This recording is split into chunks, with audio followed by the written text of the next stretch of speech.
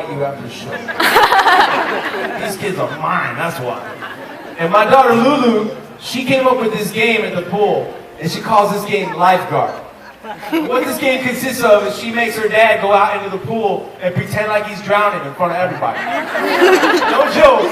I gotta be out there with my arms waving in the air, and I gotta shout, "Lifeguard! I'm drowning, save me!" And then she gets to be the lifeguard conveniently, so she'll reach out and grab my arm, and she'll pull me back to the steps of the pool and save my life. And then she'll make me say, "Oh, lifeguard, thank you for saving my life."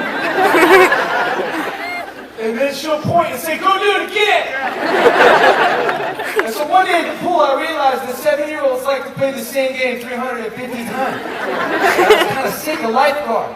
And so the 350th time I'm hanging out there, and instead of shouting, it was more like, "Lifeguard, let's get this over with. I got prune hands." Sorry, a lot of key references already in the first 5 songs. I apologize for that. And so I said it, "Lifeguard, I need you." But no lifeguard came this time. Well, I thought she just didn't hear me, so I shouted it again. "Lifeguard, I'm drowning, save me, I need you." No lifeguard. I looked around me and I realized the reason was because I drifted off into the deep end.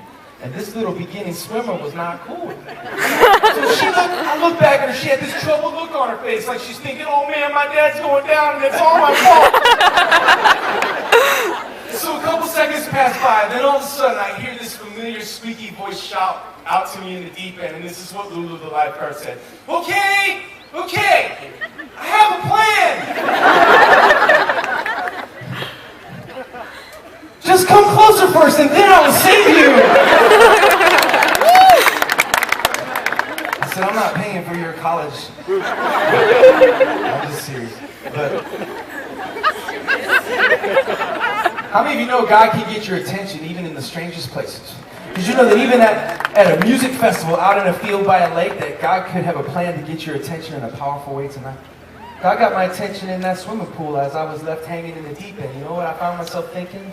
I found myself thinking, "Dear God, thank you so much that you are a better lifeguard than Lulu." But think about it. I wonder how many times in your life you started to believe the enemy's lies when he comes in and tries to make you believe that you've fallen into the deep end one too many times.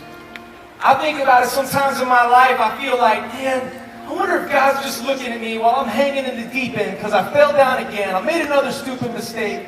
I wonder if God's just looking at me saying, "Man, when are you going to get your act together? I saved you 349 times. Not this time. I'm done. It's up to you.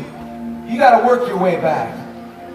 Sometimes I've been tempted to believe that lie. In fact, sometimes right before I walk on stage, I hear this voice lying in my ear. It'll say something like, "Who are you to go out there to Unity Fest and sing about God's grace? It's a gift that you've abused one too many times. God doesn't love you."